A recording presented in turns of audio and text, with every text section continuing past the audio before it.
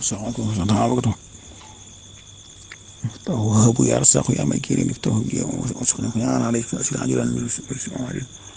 اتقوا ديني حتى انا يسجون وارحمني وقني سواء سماء اديهم بمساكين اجيب وسلم منها حسن دي محمد تلفاف الله كما حمنا من السلام عليكم ورحمه الله شار ñep ka bis ak ko ñu wax ñu shar ñep xamna Moodu Siraatu Awliyaa bi dama gis ci ëtt bi waaw maa gis ku ko indi ci kër ga xaw ma nan moo ko mool